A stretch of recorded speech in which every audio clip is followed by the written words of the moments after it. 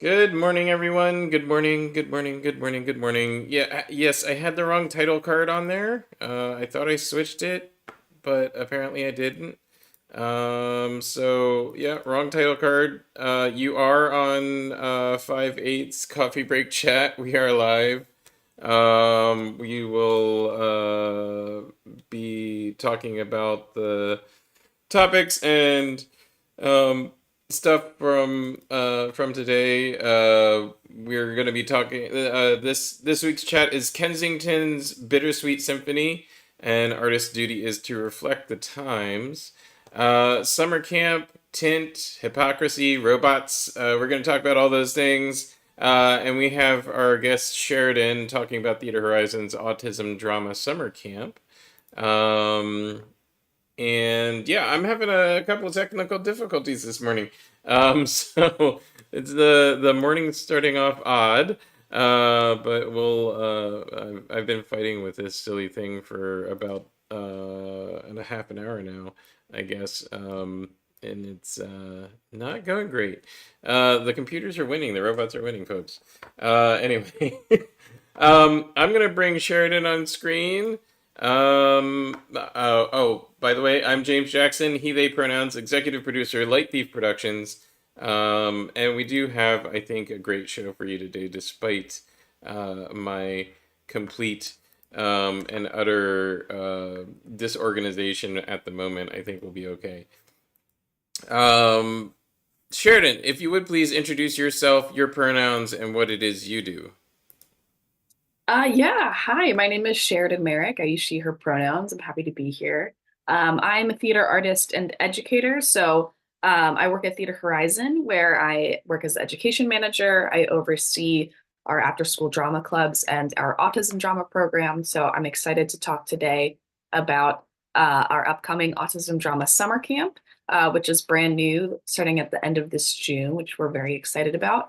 And then I am also a theater writer, composer, director, dramaturg, um, based in Philadelphia. So glad to be here. Awesome. Well, thank you for joining us. What is the autism summer camp? Can you tell me a little bit about it? What you're doing at Theater Horizon? What people can expect? Why people would attend and or support?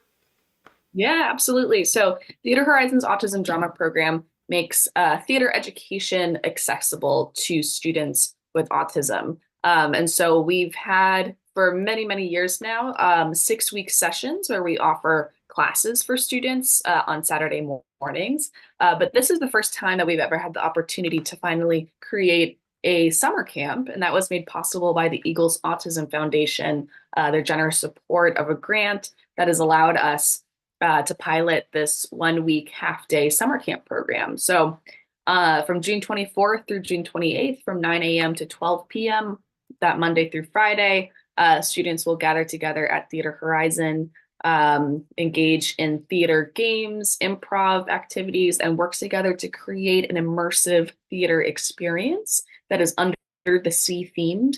And then on the final day, they'll invite their family to come and experience this immersive theater experience as well and share that final show out with them. So it's going to be a lot of fun. Theater education is so vital for so many reasons for all young people. It teaches us how to feel confident in ourselves, how to express ourselves, connect with others. And this can be especially important for students with autism who have barriers to access, oftentimes, to that kind of creative expression and connection with others. And so, by having a space that is really curated towards accessibility, having sensory friendly items, having iPads available for nonverbal communication, and a really high staff student ratio so that we're as close to one-on-one support as possible, we're able to make that something that all of our students can engage in. And the only feedback we really hear usually from students and parents is that they want more programming from us. And so we're really thrilled that we're able to deliver on that this summer and have bring our students into the theater 5 days in a row, which really is a special experience instead of having it spaced out week to week and over the course of 6 weeks 3 times a year. this provides some more continuity, and it's just going to be a lot of fun. So yeah, I would love if anyone knows anyone who in your life who you think would be interested in joining us.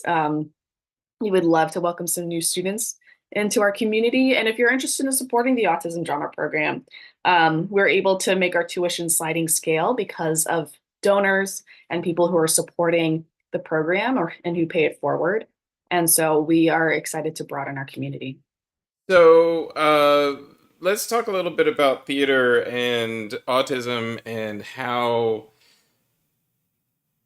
So it's an interesting thought that I just kind of stumbled upon in while I'm listening to you talk about it. We're often talking about how um, a lot of modern issues tie back to an ability or a chance or an opportunity to express yourself. So folks oftentimes, are having difficulty because like the psychosocial impulse to express yourself, to communicate, is huge, and it's a huge part of our mental health, our ability to be with and work with other people, that kind of thing. um, it's interesting that we're talking about theater in the realm of helping autistic folks communicate. Then to me, just because that's kind of where we've gone with all of the other theater programs as well. Is it's an opportunity for people to express themselves, to find a way to express themselves. um, how how has this, like this kind of connection come up in your practice of uh, finding a way for somebody to express themselves, and how does that affect the autistic students that you have joining the program? Yeah, I mean, as you've indicated, that sort of confidence in oneself and ability to connect and to express with others is really core to all of our education programming for autistic students, but also for holistic students, for students across the board. That's really what arts programming and arts education, that's a huge part of its value. And oftentimes for our students in our autism drama program, oftentimes these students struggle some in social situations or maybe don't have as many friends, and so having a safe space where they can be completely themselves, where there isn't an expectation to mask or to behave in a different way that isn't authentic to them, is really empowering, and to be surrounded by students who they can relate to. Um, and then just have a chance to express what they're interested in, to act out a character that they love, and to practice being in space with other students, especially post COVID. This is something that we've really noticed as being super valuable in, again, all of our classrooms. Is just gathering kids in space together and having them interact with one another without any devices present. That can be really challenging for a lot of kids now, but it's really, really important. And we find that a lot of our students walk away just feeling a little bit more comfortable, a little bit more confident in their own skin and their own ability to communicate, or even just knowing that their ideas, their creativity is valuable. It's not something that they have to silo away. It's a strength, and it's something that they can pursue with passion. And that's like a really beautiful thing. um when do you experience, have you experienced moments where folks find this like avenue of communication suddenly, or like, notice or realize that they suddenly have a methodology of communicating that they didn't before? Oh, that's a good question. I mean, I would say, yeah, like we definitely have students that come to us and their parents are really just, they're trying to find something that clicks, something that they connect to and are excited about. And we do hear from a lot of folks like this is the only thing they're interested in. This is the only, extracurricular I want to come to. I'm excited to come back. Um, we had a student in one of our recent programs who was very kind of hesitant on day one, wasn't sure if they wanted to be there. I was kind of like, what is this? And by the last class, we had one of the teachers was a sub, and he was just leading all of the activities and saying, well, this is how this game works, and we get to do this thing. And it was really, I noticed that shift when we were able to find the way in with the student's special interest and saying, can you be a leader in this way? And can you help facilitate these activities? And that opportunity for leadership and to really be seen was so transformative. And by the end, he was like, yeah, we have played these imagination games and this is how this game works. And was really excited to be there and to come back. And a lot of our students they love film and television. And so that's the kind of way in. That's what makes them interested in showing up in the first place. And it's exciting to see them discover, oh, well, I can do a character voice. I can bring this, I can embody it in real life. I can do a character walk, and to feel excited about pursuing that, or writing their own stories. It's really exciting. What have you seen?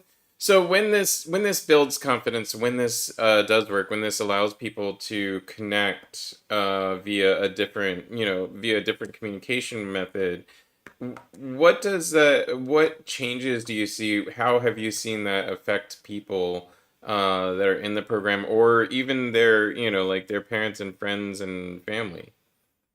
Yeah, I mean, I've seen it create a sense of belonging, and opportunities for friendship, which is really uh, vital.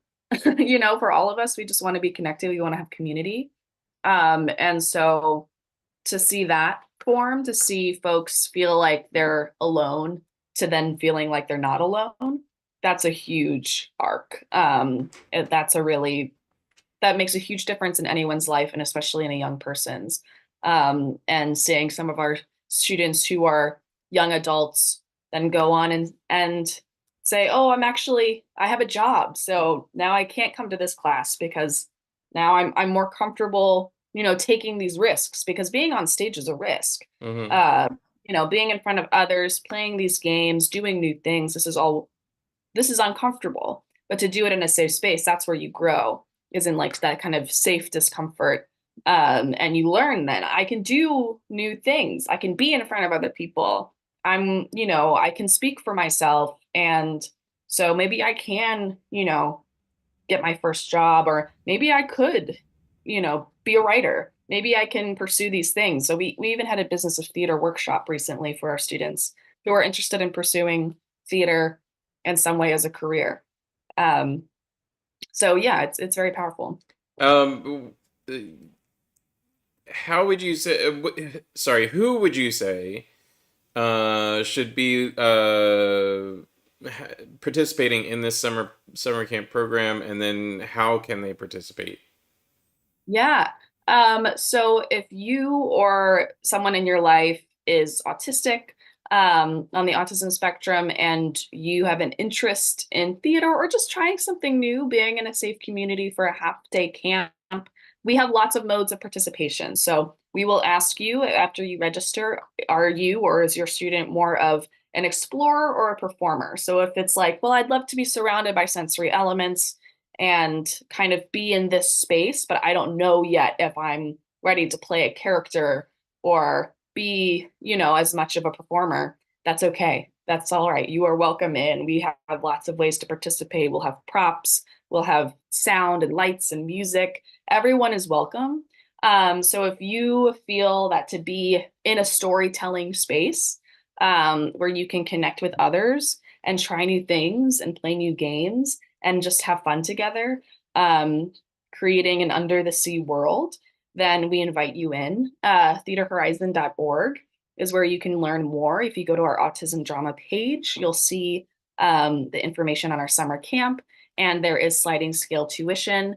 And, I always tell people reach out to me, Sheridan at theaterhorizon.org, if you have questions about whether this is the right fit for you or someone in your life, um, what that sliding scale can look like, or how the program can be accessible to you and your family. Always reach out. and we want to welcome as many people into the space as possible. We want it to reach who needs it. And so, yeah, that's, I would say, anyone who that feels, ooh, that feels a little exciting. I'm listening to this. I don't know. Maybe it'll be hard. Maybe there are things that come up about, you know, will I feel like my child would benefit from this, but I don't know. They might be scared.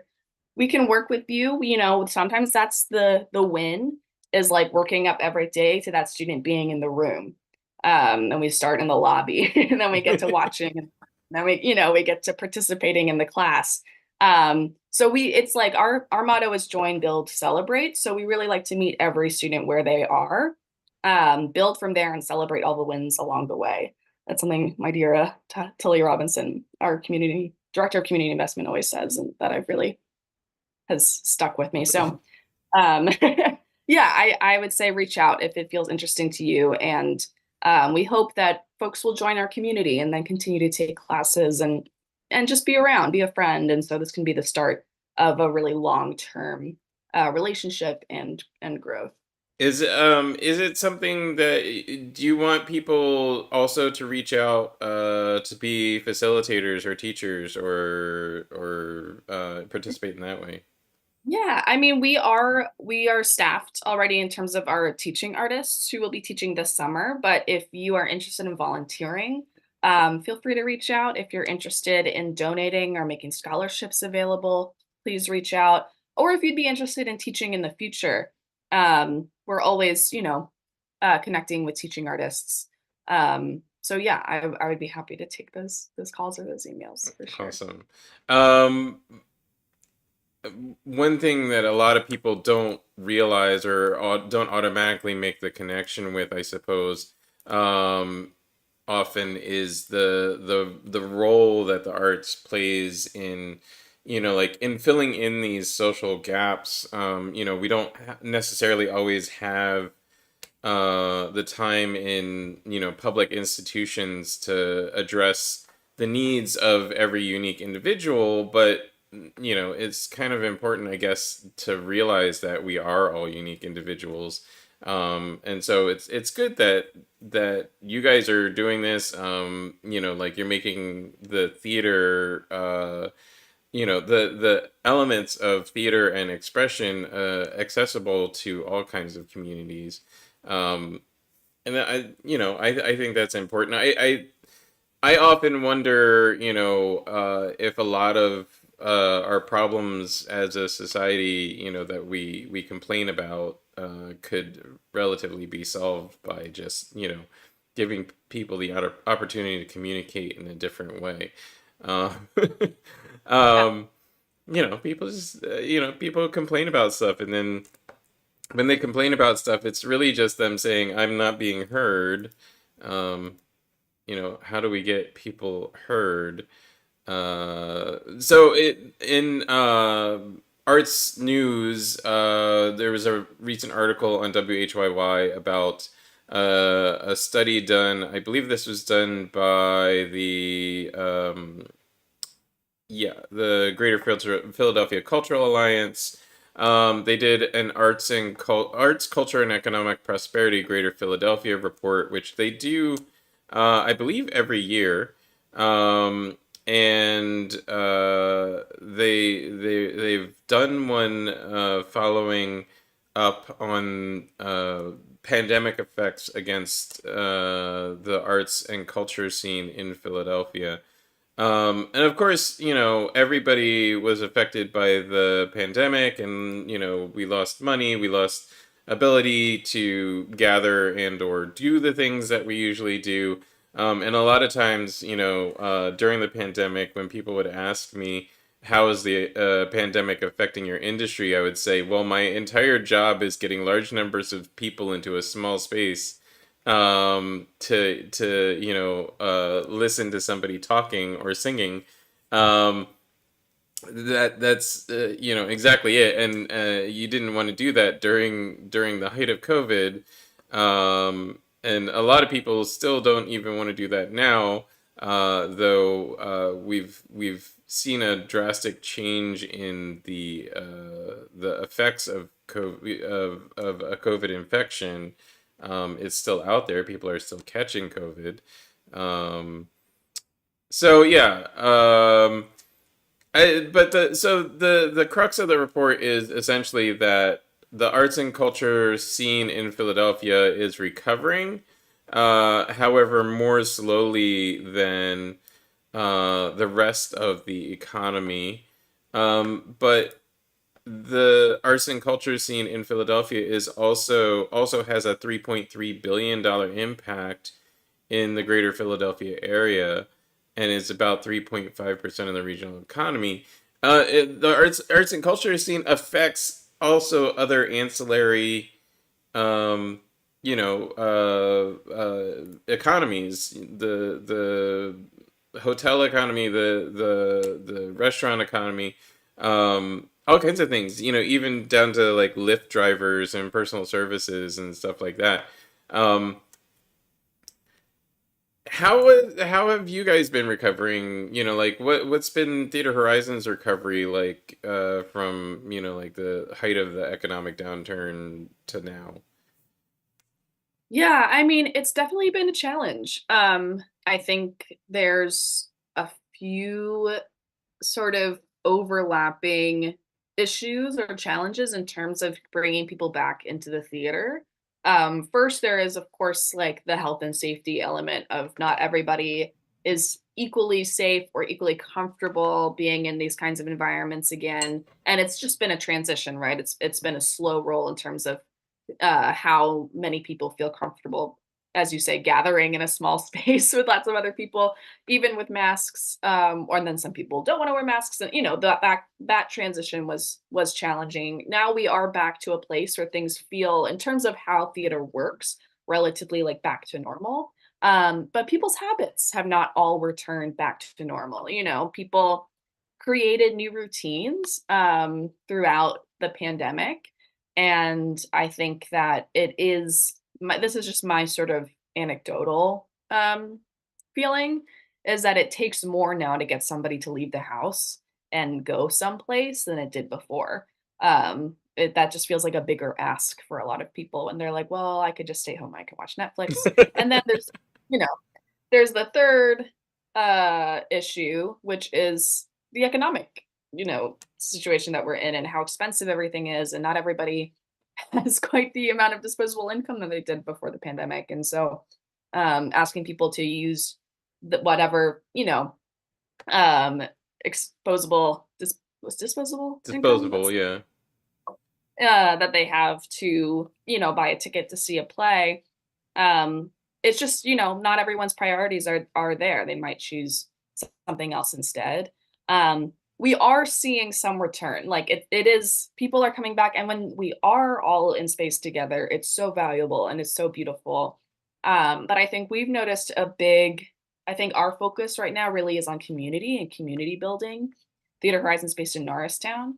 And Norristown is such an incredible community that has just like so much going on there. And so really like having a focus on our neighbors and welcoming our neighbors into our space and partnering with other organizations locally, I think has been really fruitful for Theater Horizon. In terms of bringing people from outside of Norristown to the theater, people from Philly, people from, larger Montgomery County, it seems like, big name musicals do the trick. What's harder is getting folks as excited about something that is new or something that they're not as familiar with. But that's like where the crux of the arts lies, and like what's the new thing that we're doing that you don't know you love yet because you haven't seen it.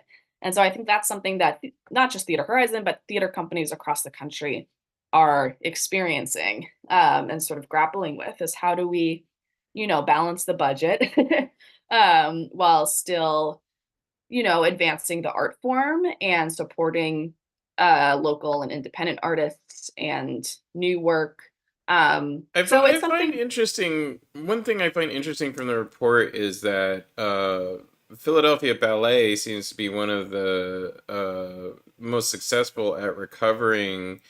They actually had their most successful run of the Nutcracker in during the 2023 holiday season.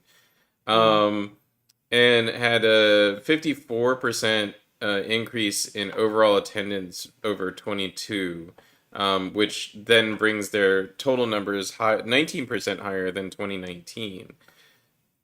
Is this like I often question the wisdom of like rerunning nostalgia pieces or reinterpreting pieces that have been around forever.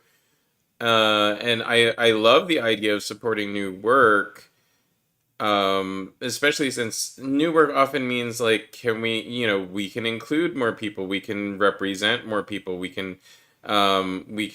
we're not relying on things that have been through the editorializing of the, Eurocentric white lens, for centuries.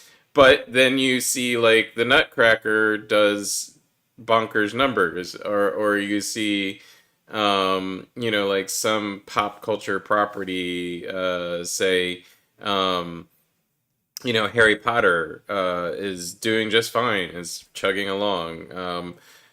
How do we like, kind of make that, make that connection for audiences? How do we get them to, the new thing, when there seems to be an obvious preference for the old thing?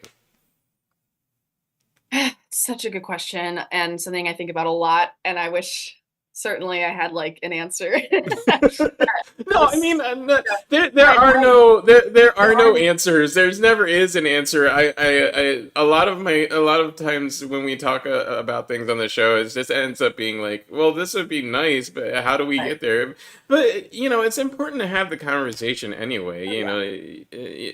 Whether it's, about how do we solve the drug crime in Kensington, or how do we get audiences to like new things in theater? I think it's important to have the conversation, Totally. because I I, go ahead. yeah. Oh, I was just going to say, I think that the thing that comes to mind for me is that we need more young people at the theater.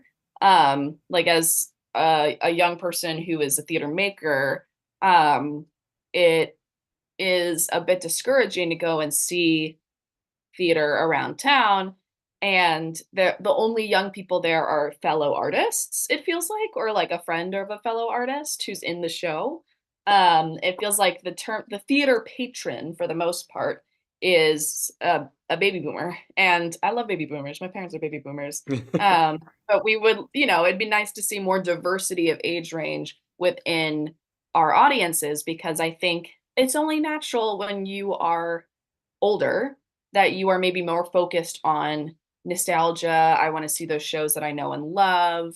I'm in my routine if I go to the theater because every year I want to see a Christmas Carol, or let's go see that, you know, Shakespeare play reimagined one more time, one more way.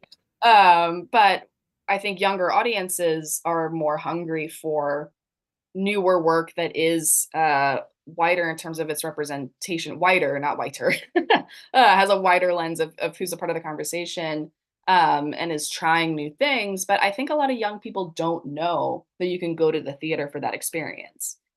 They're going to maybe music venues, or they're watching TV, and also they have less economic, leverage. They just don't I think necessarily have I disposable think income. that's a huge part of it. I think the economic leverage to be able to attend theater, And doesn't. to yeah. Yeah, I think that's a huge problem for like, as a parent of a soon to be 3-year old, I know we've taken her to theater already, but I don't want to take her to things. Like, I don't want to take her to, we've taken her to like Bluey, the live action Bluey, piece with the puppets, and we've taken her to a couple other things that I can't think of off the top of my head. But I don't want to take her to, say, the Arden's always putting on great things for children, but I don't necessarily want to take her there because I don't know, A, that she'll enjoy it, or B, that she'll be like, entranced by it enough to like sit still and be a good audience member. Mhm. Um, but it's important that I instill that in her now if she's going to have that, habit growing up. So how do we do that? Is there enough art in live theater being produced for younger audiences for if you want younger audiences, I guess you have to produce stuff for younger audiences, right? Is Yeah. there enough being produced for younger audiences in Philadelphia? I mean, I think I think there's art that is being produced that would be exciting to a younger adult audience. But that again, people in their 20s and even 30s aren't necessarily coming out in the numbers that we wish that they would, and that maybe even they wish that they would. But again, there's like some barriers there. But in terms of, I mean, it's super true that if we want people in their 20s to go to the theater, they have to go to the theater when they're a teenager or when they're in elementary school to like know that this is a place where they belong, know that this is something that is a fun thing to do, that is valuable. And there is children's theater in the Philly region. I mean, I will say I do recommend bringing your daughter to the Arden's children's shows. They're Sure, very yeah, no, fun. I mean, I totally um, should. I've been working in this industry for long enough, like I totally should. The question becomes, like, um, and for her, it's probably just, a matter of like, are we having a good weekend? As far as like, is she going to be able to sit still during totally. a children's theater show? Mhm. Or what the Arden often produces is not even specifically children's theater, but like something that's appealing to a wider audience, but has that wider audience, and therefore you have the levels of people who might or might not understand, a toddler getting bored and wanting to stand up in their seat. Well, and this is kind of actually why accessibility is so important in terms of like relaxed performances or even just changing some of the standards or etiquette of the theater. I think like we try to have like a no shush zone at Theater Horizon and have it be not a place where audience members feel censored by other audience members, where these like sort of white cultural norms of like I'm just gonna sit here and be quiet. Well, I was gonna bring that. I was gonna get into this, but I'm glad you introduced the idea of the kind of white cultural norms because I was thinking about black theater in Philadelphia, and there's a lot of especially for certain types of event, certain types of production, um, attendance by 20, like teens to 30 something black Philadelphians in the community, in the performing arts community. It's not as much of a problem to get that audience into your venue, in the black community, and in black theater. And I'm thinking about the difference. Like the difference is a black audience isn't going to stop anybody from shouting in celebration during a performance. You're not gonna stop somebody from like like even like what's it called when sorry, I'm heckling. You're not gonna stop somebody from heckling a performer, and the performances are kind of geared towards dealing with that too. They're um, very interactive and louder, and it's a different performance style, I suppose, in a way.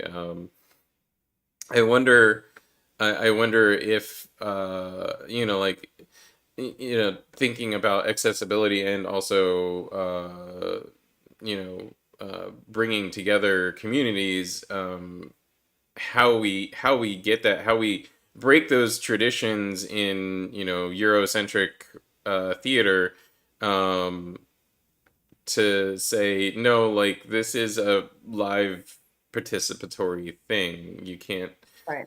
you can't just, expect that people are going to, sit there quietly and be a reception for your anyway. Um so what all of this makes me, talk about, concerned with, is our local political scene, and we have a new administration. I'm sure anybody who's even remotely aware of current events knows that we have the mayoral election. We have the Parker administration, um, and the Parker administration is working on things that they think will help improve the quality of life for Philadelphians, um, make things more livable, etc. I don't know about this latest one though. The Parker administration and the city council unanimously passed a bill and signed into law a bill that makes tinted car windows that are beyond the legal limit for tint, which is anything below 70% light transmission, which isn't really much. That's 30% tint. My sunglasses are tinted 50%. So just so you get the idea, you're looking at almost no tint.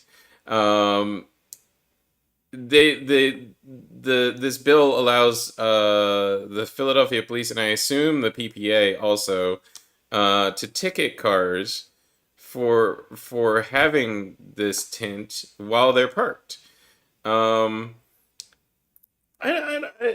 First of all, uh, we've had the huge battle about the equality in driving bill that Councilmember Isaiah Thomas championed, and I would think this is just the same type of law. The the equality in driving bill, for those that don't know, makes six things that you used to be able to get pulled over for and a ticket written, um, not a primary offense anymore. You can still get a ticket for them, but you cannot be pulled over for those offenses. Um, there are things like having things hung from your rearview mirror, not having your license plate in the right place on your car, um, that sort of thing. I'm looking up the all the list of offenses right now, but I couldn't remember. I can't remember all of them. But it just makes them secondary offenses. In other words, you can't get pulled over for them. Missing a headlight or tail light, minor bumper damage, driving with an expired inspection sticker, and late registration. Um, so like they're just things that the Philadelphia PD notoriously used as a method of profiling mostly black and brown residents, getting them pulled over, and then trying to find another way to write a ticket, or arrest them or search their car for drugs or guns, etc. So the point was to take this tool of profiling out of the hands of the Philadelphia Police Department and make it so that they couldn't use these things as an excuse to profile people. I don't know about you, but the only time in my life that I had a lot of tint on my car was when I was younger. Now I don't have the time or energy to really modify my car like I used to. Um, but I liked having dark tint on my windows, and I have dark tint on the back windows of my car now because the baby sits back there, and so we have these screens that we put in the windows that, make it super dark. There's maybe like 10% light transmission now in the back of our car. You can't see in our car when I have the windows up and the screens in. So if I stick the screens in the front windows, because I have screens for the front windows too, if I stick the screens in the front windows, am I going to get a ticket for this? I don't know. What are your thoughts here? I mean, feel free to jump in anywhere. Like, I I I just I don't understand like why we're suddenly switching to this kind of law and order. Let's create points of leverage for interactions with the legal system, sort of thing in our city. Yeah, to me personally, it just feels like maybe a waste of energy that could be used elsewhere. I don't I struggle to see how, as a Philadelphian, other people not being able to have tinted windows is going to like improve my quality of life. Um, and I'm sure there's arguments about how it, I don't know, enables criminal activity or something, but I don't Well, think, that was one of the quotes. Who was it? Driscoll, Mike Driscoll, council member, told Fox 29 that, quote, the bad guys, the guys engaged in illegal activity, they're tinting their windows so law enforcement or cameras we have don't know who they are. I, I don't think that's the primary driver of tinting your windows, to be perfectly honest. There's just a lot of people that really like having a vehicle and then making it look fancy. yeah. Um, I mean, that's why I And tinted my windows when I was a kid. yeah, and it does, I mean, it's like, what is there a right to privacy in your own car? And are like I just am like, if someone is not deterred from breaking the law to like steal something or engage in like criminal activity to that degree, how is this going like, oh, now we're not going to tint our windows while we're at it? You know what I mean? I'm like, I don't feel like that's gonna someone's gonna be like, oh, well, now I can't I can't do that. I can't get away with I that. mean, This must have so and what this ties back to, like just for the reason why I'm kind of harping on the like I did this when I was a kid, is because Mhm. it was a form of expression. Like I had the Calvin peeing on the Chevy logo in the back of my back window of my truck. It was a way for me to express myself. I made my car look fancy, and I liked the way it looked, and it relatively inexpensive, relatively easy way for people to express themselves and do what they want. I don't understand why we're trying to control what somebody does with their car windows. Yeah. I don't think, and I don't think that somebody that's going to, say, deal drugs out of their car is really going to pre-think, oh, I should probably tint my car windows this week because I'm gonna go sell, an ounce of weed next week. It's not how it works. Yeah, I don't that's not my impression either. So and so my also my problem with this quote is Councilmember Driscoll just skirted saying black guys, but I'll let other folks decide if that's what he meant. But if you take a look at his picture, he's an old white guy with white hair, and when he says the bad guys, I don't think there's many other people that he thinks of other than young black men. Yeah. And that's to me, that's just to even just refer to people who are engaging in criminal activity as bad guys, that's just a different mindset. Um, and I think a really troubling one where it's like anything that creates that like us versus them and like this is law and order and there's the good guys and there's the bad guys is like fundamentally misunderstanding what causes crime. And this is why we then end up with these weird band-aid solutions that aren't even solutions because we're not actually investing in communities that our like want for resources and support and opportunities for self-expression that isn't censored. Um, and then we just end up in this whole cycle over and over again. And so it's just the whole thing Yeah, is I mean, and I think a lot of this is, yeah, definitely disconnect from what the cause is, what the root cause is, what the actual problems are. So, I mean, the Parker administration is talking about clearing. They're going to literally close down several blocks of Kensington, um, and clear people off the sidewalk. First of all, they're homeless. Second of all, you're going to take all what little belongings they have left and get rid of them. Where the heck do you think they're going to go? And they're like, well, we'll offer them enrollment in drug programs, but they're leaning on, um, religious leaders to provide those drug programs because there's no public option for drug programs and rehab, and there's also very little in the way of numbers of beds in public options for homeless people to get off the street. Where the heck do you think they're going to go?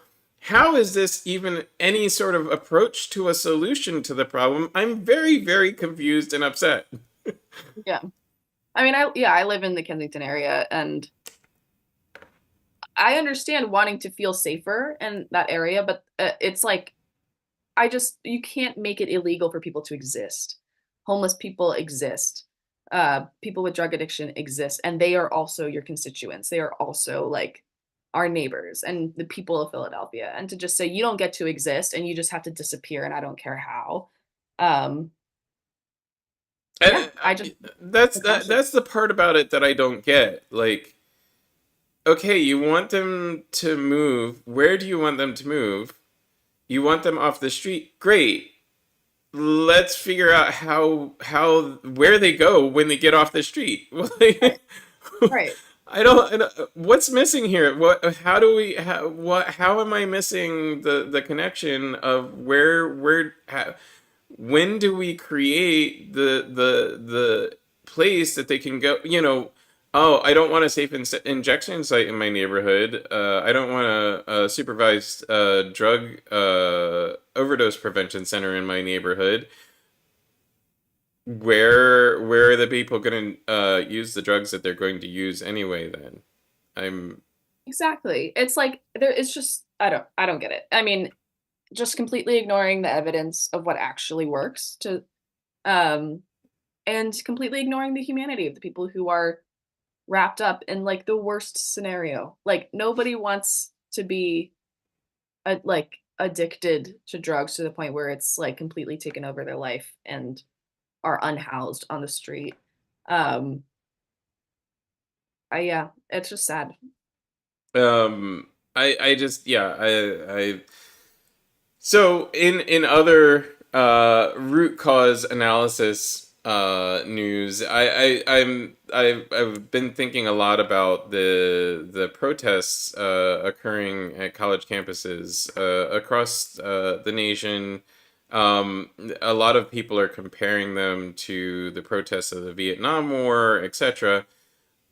I found interesting an angle published by Tyler Austin Harper in The Atlantic, um, where he talks about how some of these universities and colleges that are requesting the police break up these protests are using those same protests from the Vietnam era in their outreach to potential students and kind of as a promotional thing to say, oh, our campus is really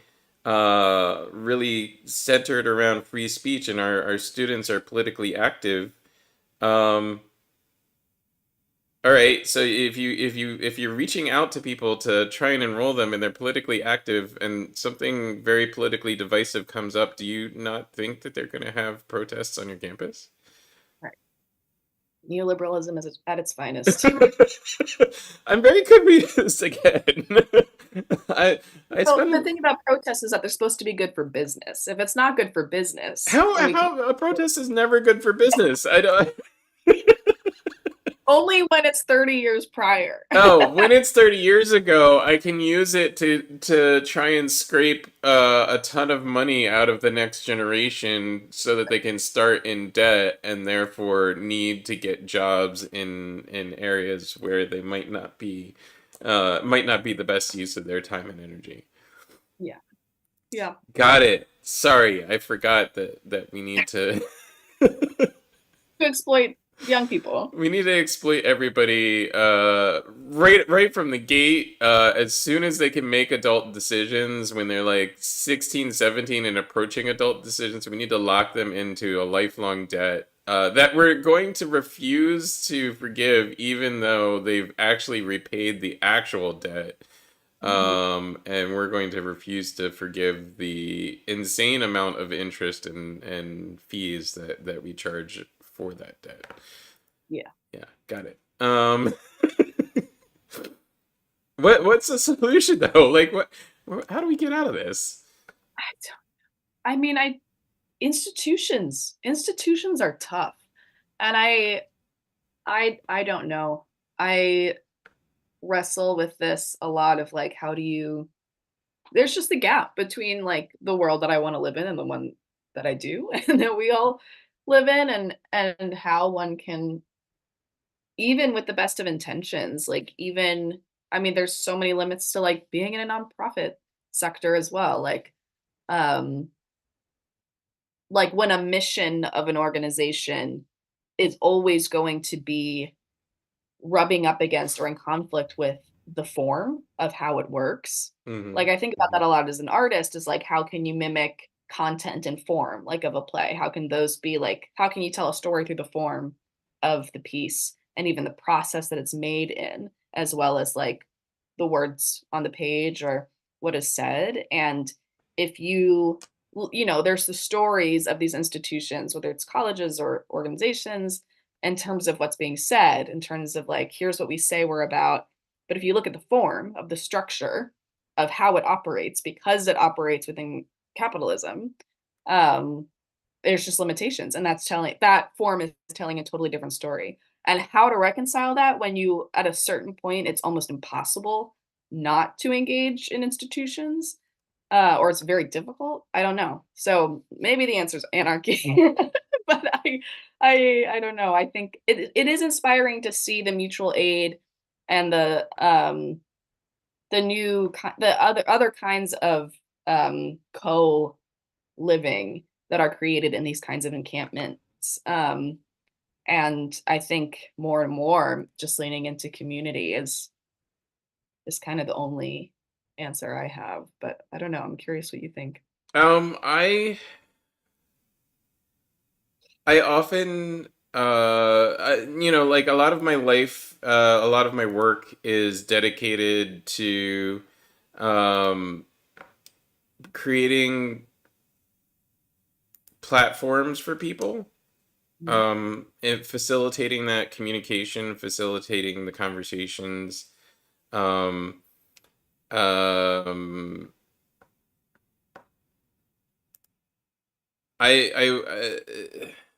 and a lot of my decision making is in and around that. Like, I'm actually, thinking about, so as an example of where I'm going with this, I recently joined a group on Facebook. It's about UAV drone operators, like specifically in Philadelphia. Um, and the reason I joined is because I am often on the waterfront on a boat, and so I get people with drones flying around my boat all the time, and I don't they're like miles away or like at least a couple hundred feet away, and I don't get the chance to talk to them. So Mm, I wanted to um, facilitate that conversation. Like give those folks the opportunity to publish their work. I want to know who they are. I want to talk to them. I want to like have a conversation because yeah, drones could be annoying or whatever. But at least I'd like to, like talk to people and find out what their interest is, like find out like if it would be valuable to build a platform for them. Um, but the admin of the community refused my efforts to facilitate that conversation. So how do Mm. you, like I think like my decision making, if I was the admin of that group, would be to allow the kind of it's not necessarily exactly by the rules of the group. The group says post only photos and posts by and about drone footage. Um, but I would have allowed that that conversation because it's important. It's important to link the people trying to talk with the people that they're trying to talk to. Hmm. Um, I don't know that I don't know that that's necessarily the right answer, but that's the only answer I've ever been able to come up with thus far. Um, Mm. yeah. Uh, Regina's conversation. yeah. Yeah. Um, and then I get mad at things like this. There's the outside agitators narrative. Um, a lot of police and other folks, law enforcement, politicians, etc., are trying to push the narrative that outside agitators are the ones creating these protests or participating in these protests. It's the Soros bucks of the protests about the war in the Middle East right now. Mhm. Except for now it's coming from both sides because you can Soros bucks outside agitators. You can say outside agitators from the left and not be accused of anti-Semitism. And the reality is that it's not outside agitators. The public radio, a publisher that has some of their work published on NPR, did an investigative report on authorities saying that outside agitators are at the Gaza war protests, and found that there are almost no people that could be considered outside agitators. They're all involved in the actual um, protests and have a valid reason for voicing their concerns Mhm. in that protest, and yet people are trying to say they're outside agitators because it's easy. It's an easy thing to say that you're an outside agitator, that you don't belong there, um, and remove your voice. Yeah. So yeah, go ahead. No, it's that us versus them again. It's easy to just say, well, there are these other people. Yeah, yeah. Want to just cover real quick. Also, I did a long form response to a post by a Twitter user talking about Elon Musk has predicted that eventually Tesla's Optimus robots will outnumber humans by a 3-to-1 ratio. Um, okay. And so it just sent me on a long rabbit hole thought process for a Saturday. Annoyed my family because I kept um, arguing with Chat GPT, kind of using Chat GPT as a sounding board Mm. for my thoughts. But yeah, there are a lot of robots in the world already. Like almost everything we do every day, we encounter robots slash automation slash even mechanical assistants. And robots can be kind of good for accessibility. Like even in the area where you're working with autistic folks trying to express themselves, trying to bridge a connection. A robotic humanoid or human analog robot can often be another way of bridging that gap. And there's other, of course, disabilities slash other things, other problems that can be solved with robotics. Um, and sure, robotics can be a good thing, but the this kind of assertion that these humanoid robots that would essentially make a service class for humanity, I think is a little bit ridiculous. Um, I don't know. What do you long for a day when you have a humanoid robot in your house helping you with your daily tasks? Uh, I guess, I haven't thought much about it. Um, I personally, I just am AI kind of scares me. All of that stuff kind of freaks me out, and I've just realized that I'm probably going to be an old-fashioned person. That's just probably how I'm gonna live my life. I'm already a theater maker, right? So it's like that's already pretty old school. And that's one thing that I think can't really be replaced. Um, is like live performances with human people. So I feel pretty secure that that part of my life won't be taken over. And who knows? Who knows what will be normalized in the next 20, 30, 50 years? And maybe there will be a robot that is really useful in terms of folding laundry or whatever. But I also think that I don't know, maybe I just assume it'll take a long time to get there to the point where it's as normal and accessible as, like, a washing machine, which even then, like, not everyone has a washing machine in their house, you know? Yeah, I was, Uh, I was, I was like my rabbit hole, and feel free to read the article that I wrote. It's published on Light Thieves Facebook, but my rabbit hole was following down that line of, all right, so let's realistically look at who could afford a robot. Let's just assume that they make it affordable enough that it's something like a washing machine or a refrigerator. So we'll assume the top 10% of the population can afford one robot per household, right? And mhm. then, so I was looking specifically into like the 3-to-1 claim. How many robots would that be? Let's assume like, the industry matures over 20 years and we have 20 years to get to 3-to-1 robots. How many robots so let's assume the top 10% of the population can afford a robot. Let's assume the top 1% can afford 10 robots or whatever. Just making these gross assumptions, and what it works out to is, yeah, there's no way that we're ever approaching 3-to-1 robots.